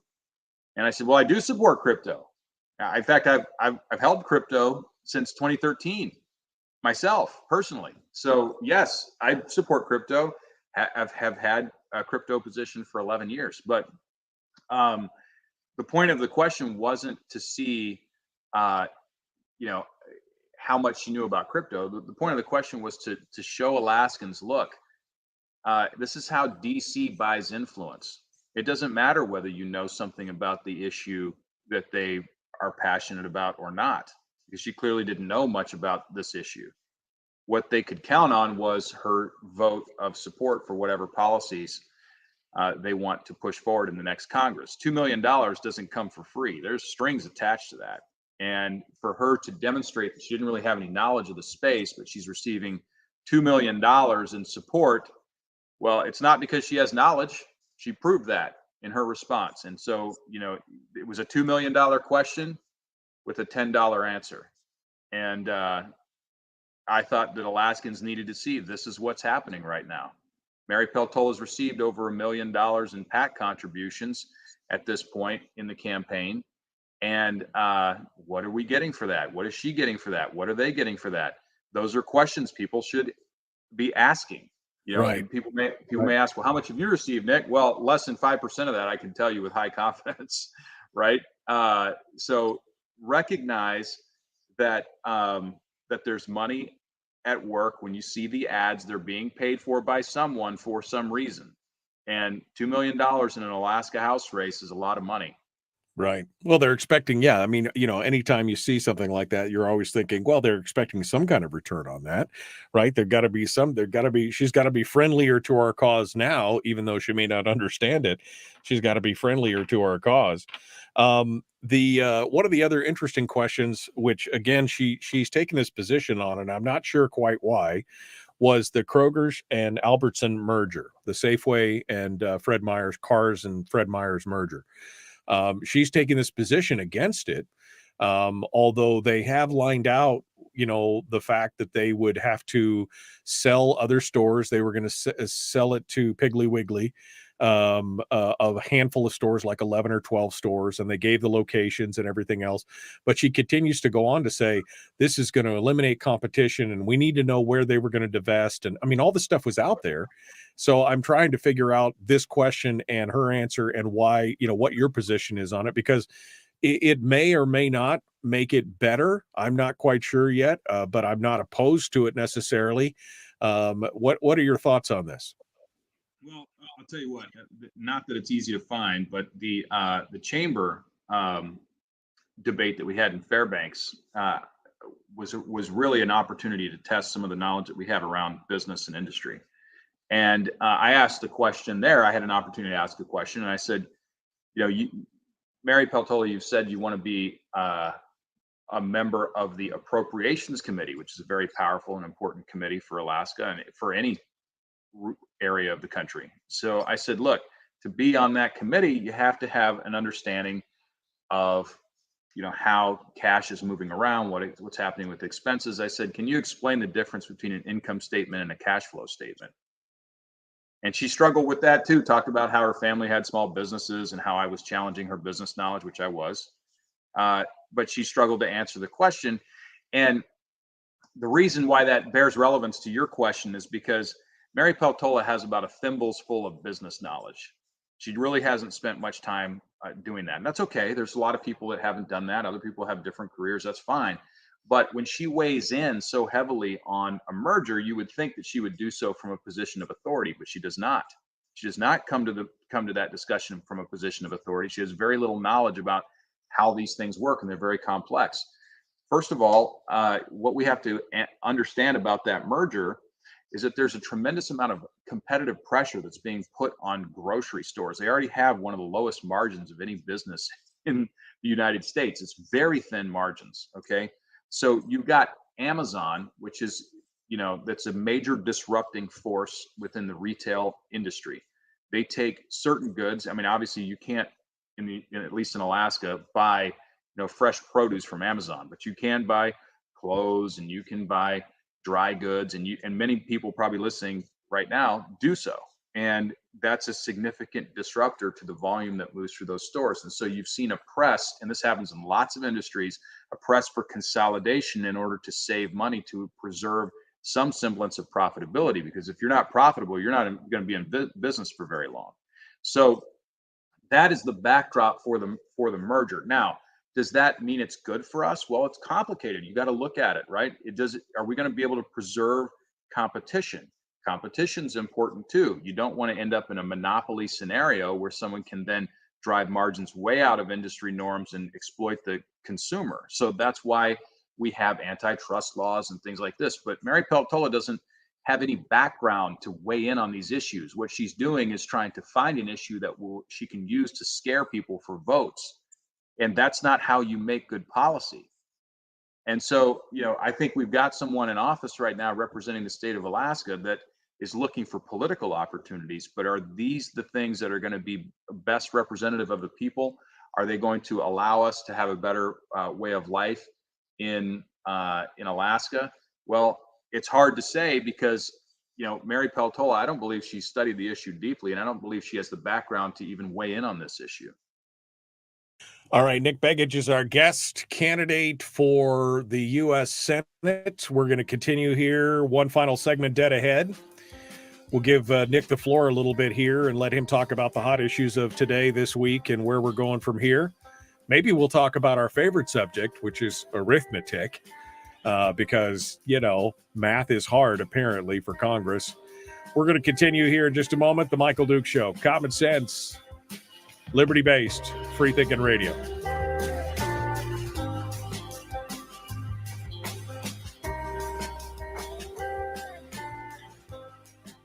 We're broadcasting live through a series of tubes. Allowing all of these entities to provide streaming stuff going on the internet. Well, it's kind of hard to explain. Sorry. Streaming live every weekday morning on Facebook Live and MichaelDukesShow.com. Sorry, it's kind of hard to explain. It's a series of tubes. It's a series of tubes on the internet. I just need to clear this up because people have been going back and forth on this. You are Nick Begich the third, right? I'm the third. Yeah. Your dad is the second, and your grandfather is the first. Is that correct? He was the first, although usually people don't get named the first. Right. But I mean, it's like your grandfather was the first one, your dad was the second one, and you were the third one. Right? That's correct. And my son is the fourth one. And your son is the fourth one. Yeah. So right. Kyle said that he was wondering if some of these stories that were being attributed to you was because there are several media stories saying that he now refers to himself as Nick Jr. and his dad is Nick Sr., not the third and second and the third. But maybe you're getting attributed some of the stories from your dad, who is quite a character, to that. But I mean, we've been talking about you as being, it's the joke, Nick Begich the third, right? I mean, we've been doing that for 2 years now, 3 years at this point. So, but you are the third, right? This is the downside of being named after somebody else. You inherit all the ups and downs of the people before you, and it gets very confusing for people who aren't immediate family and friends. So you've now put this on your kid. Good job, Nick. Good. Yeah, I know. Little did I realize.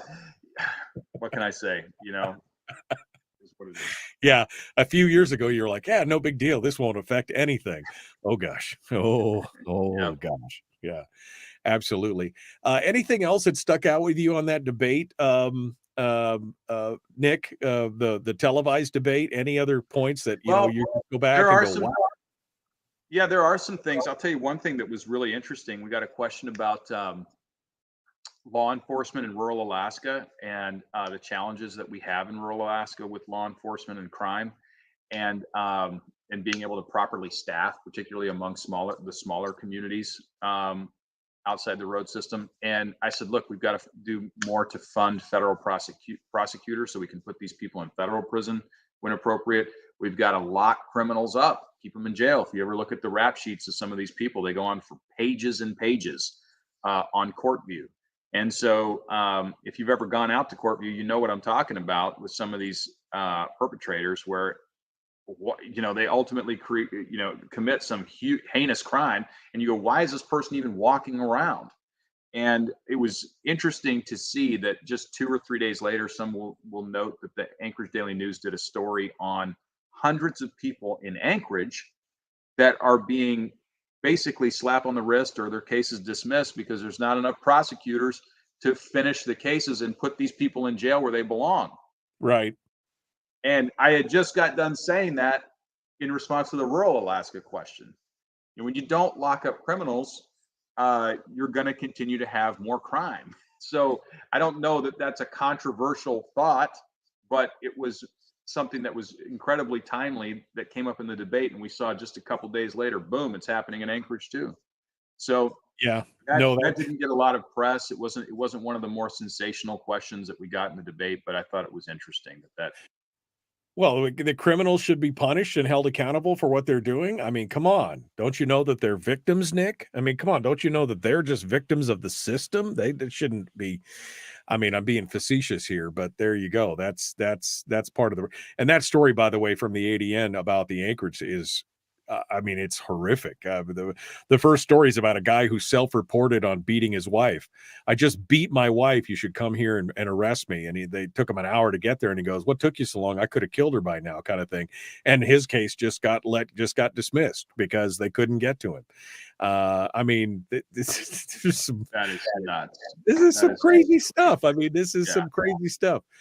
We need to, if the rule of law breaks down, that's a problem, right? I mean, that's the thing. When you want an Irish democracy, that's how you get an Irish democracy, is when the rule of law breaks down and they start making they stop enforcing the good laws and they make a bunch of stupid laws. That's what happens when it goes out. I'll tell you another thing that was interesting in the debate, and it was a question related to Israel and Ukraine. And Mary Peltola talked about the importance of providing humanitarian aid to, her words, Palestine and Gaza, full stop. Then she pivoted and talked about how important it is for us to continue to fund the war in Ukraine, because in her words, in many ways, that's our war. And I was shocked to hear her response on both of those issues. And, my response on that issue was, look, if you don't deal with terrorism in the Middle East, you're going to be dealing with terrorism in the United States. When you've got these places chanting death to America, you've got to go find a way to take care of that. Those people have it out for us. Right. But when it comes to the war in Ukraine, I said, look, spent $200 billion there. Kodiak, I was just there. We have situations where disaster relief payments have been delayed 6 years. And we haven't accelerated those payments, while at the same time we're accelerating hundreds of billions of dollars to fight foreign wars on our national credit card. Hold on. Priority problem. Here we go. The Michael Duke Show, proudly splitting the left versus right dichotomy. Yeah, I had to look that word up too. I don't think it means what he thinks it means. Here he is, though. That guy, Michael Dukes, the one with the show. Yep, I'm the one with the show. That's how it works. Nick Begich is our guest candidate for U.S. House. Before we came back to break, and we just kind of bumped right up against it, we were talking about one of the questions on foreign policy, and it was the question of the conflict in Israel versus Gaza versus Iran versus Hezbollah versus all that, and then the war in Ukraine as well. And I thought this is interesting, so I want to start off with this, and then we'll give you your free reign there, Nick. Because you were talking about kind of the dichotomy of what she, speaking of the word dichotomy, of what she was saying in these two separate instances, and how she had kind of these opposing views on it. Give us her, tell us what she said, and then give us your position on this as well. Yeah. So what Mary Peltola said was, when asked about wars in Israel and Ukraine, with respect to Israel, she never mentioned the word Israel. She said we need to only support humanitarian aid, for her words, Gaza and Palestine. And then she quickly pivoted to the war in Ukraine, and said that in many respects they're fighting our war, as though that is our conflict. If they weren't fighting it, we'd be fighting it. Like it's a proxy war or something? Is that like what it's she a proxy? Yeah. And I thought, well, that's a very odd characterization of those two conflicts. And so, my response, you only get 60 seconds in these responses. My response was, look, if you don't deal with terrorism in the Middle East, you're going to be dealing with terrorism in the United States. These people are out there chanting death to America. They do not have any love for us. We saw what happened when we didn't deal with it before. A caliphate started to form across that entire region of the world, and you saw North Africa starting to flip in places like Libya, where you got ISIS that's trying to create this entire caliphate, where you will get terrorism all over the world if you allow that to form. And so you deal with terrorism over there, so you don't have to deal with it over here. And you have to stamp out that radical Islamic ideology that's so dangerous for any free society. I don't care what your religion is, that's dangerous for a free society. So I made that comment, and then I said, look, we've spent $200 billion in Ukraine. I mean, these aren't just numbers on a page. This is real money that we are spending. That's a lot of resources. And it's not just money, it's our armaments. It's going to take us quite some time for us to rebuild our military because we're sending that aid in the form of our own armaments. And so it's going over to Ukraine. And I said, look, I just got back from Kodiak where we had the fisheries debate. And there are fishing families there that have been waiting up to 6 years in some cases for disaster relief payments that have already been approved. They're just waiting for the funding to be released and provided to them. Well, why are we prioritizing the needs of another nation over the needs of our own people? And I think this is just a microcosm of the entire problem that so many people across the country have seen. We have to put the people of our country first. And that shouldn't be controversial. That should be a requirement that we expect from everyone that we elect to go down to DC and represent us. And so that was my statement on the matter, but it was very different views on the priorities of where we spend taxpayer dollars and why. What is your answer for Ukraine? Because again, I mean, I supported the help in the beginning when the surprise attack happened, and I supported the help in the beginning, but it becomes to a point where you have to ask your question when we're draining our national strategic stockpiles. Like there was a stat the other day, 155 millimeter howitzer shells, right? We've used up almost the entire strategic stockpile of howitzer shells to send to Ukraine. They say it's going to take 18 months for us to even be able to build up our own backlog so that we have our own reserves again. I mean, that's concerning to say the least. But what is the answer there, Nick, in your mind? Well, look, I mean, the reality is that there are, and they don't make the news, but there are conflicts all over the world, that are happening all the time. You know, if we really were concerned about one nation going into another nation, we'd be all over the continent of Africa and involved in their conflicts as well. So we have to look at this and say, are we sort of cherry picking this and then selling it to the public? And of course, the answer is yes. But this is on Europe's doorstep, and the United States taxpayer has paid more to support that war effort over there than Europe has. And it's right there. It's on their doorstep. And our economies are not that different in terms of total size of the EU versus the United States. Why aren't they kicking in more support?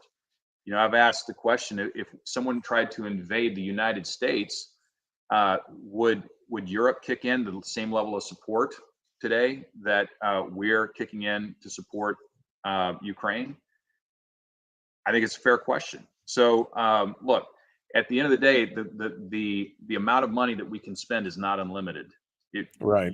You can't just keep writing checks forever. And I think others have asked this question. It's a fair question to ask. What's another $100 billion going to do that the first 100 or $200 billion didn't accomplish? I think at some point you got to say, look, we're going to have to find peace here. We're going to have to be peace brokers, and that doesn't mean that everyone's going to get what they want. That's just life. That's just reality. Nick, let's move on to the final things here. You know, what's hot and heavy right now? What are you looking at? What are the hot issues of this week that you're focusing on? And, what would you be doing if you were in Congress right now? Well, I think, as we've discussed many times on the show, the biggest long-term national security threat that we have is a ballooning debt. And the challenge that we have is that we lose the ability to defend our nation, to maintain our standard of living. It's hard to defend a bankrupt country. This is something that goes back thousands of years. When you see nations discover that they have the ability to print in order to pay, they do so in the short run, thinking there won't be significant consequences. But we all know in the long run, inflation results. They lose the ability to maintain value of their currency, and the standard of living falls. That's what's happening in the United States right now. Because we have continued to elect people who aren't too worried about this, our national debt to GDP ratio has exceeded what most economists would say is sustainable. We're up over 120%. And you see what's happened in Japan. Japan is a perfect example in modern times of a nation that thought they could levitate, that they could do this in perpetuity. Well, Japan, their currency devalued versus the dollar here last year or the year before by something like 30 to 40%.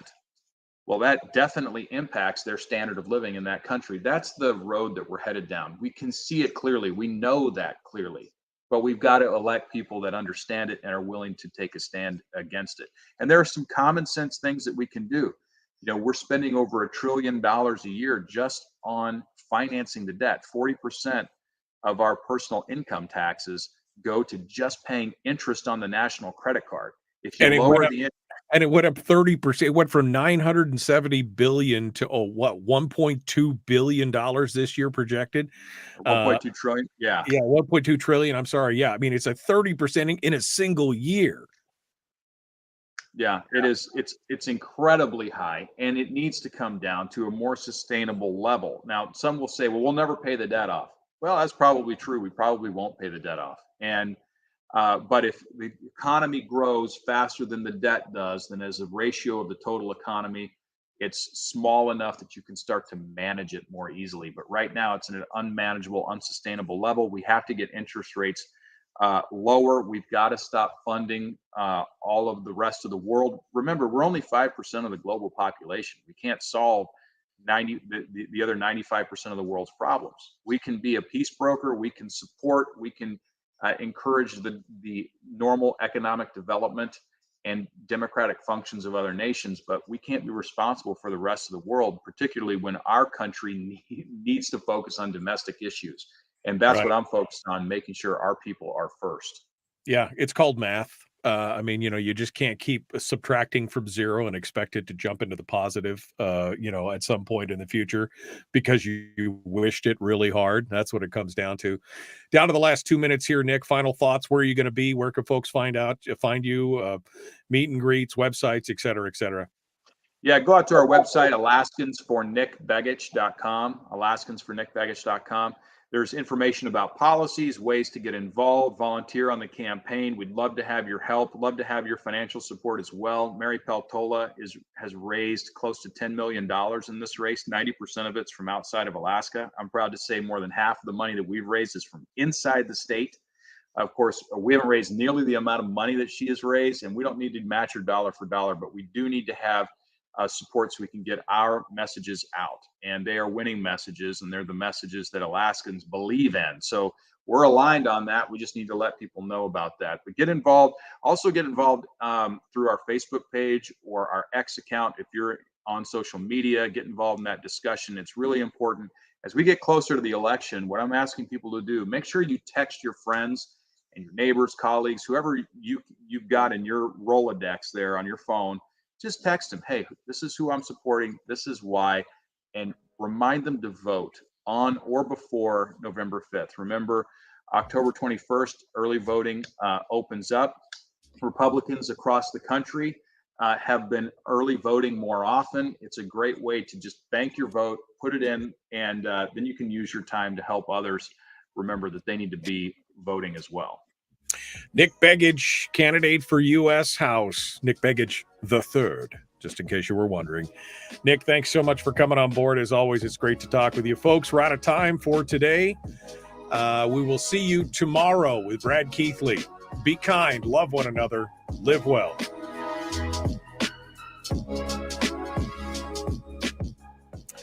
All right, Nick, final bite at that apple, that big red juicy apple. You get, you know the drill here. One final bite before I let you go.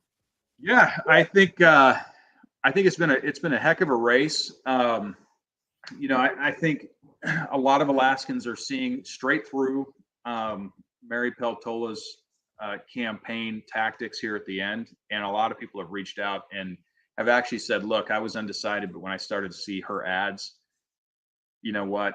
I'm done with her." So we have heard that from many people. We've seen it online too, comments on the threads. And this is what campaigns do. When they're in trouble, they start to devolve into a series of lies. And that's the temptation. She's succumbed to that. Her team has succumbed to that. It's sad to see it because it really damages her reputation as being a nice person. And but when the pressure's on, you get to see what people are made of, and disappointing, but that's a sad state of affairs for politics today. But the truth of the matter is we need better representation. We all recognize that. We're not being represented when someone goes to the House floor and votes present on Alaska's right to produce. That's not something that we would have ever expected from Don Young or any of our previous leadership in Alaska. And look, at the end of the day, you got to have someone, because there's only one person in the House, right, for Alaska. You got to have someone that is going to make it abundantly clear to the 434 other members what Alaskans want and what Alaskans believe. And we don't have that right now. You got to show up. You got to do the job. Nick Begich, thank you so much, my friend. As always, it's great to talk with you. Good luck. We'll talk with you again soon. Sounds good. Thanks, Michael. Thanks for being part of it today. All right, folks, that does it for us. We are out of here. It's another Monday. Go enjoy yourself. Do well this week. Be good. Be the change that you want, whatever the euphemism is. Anyway, appreciate you guys being part of it. We will see you guys tomorrow. Have a great day.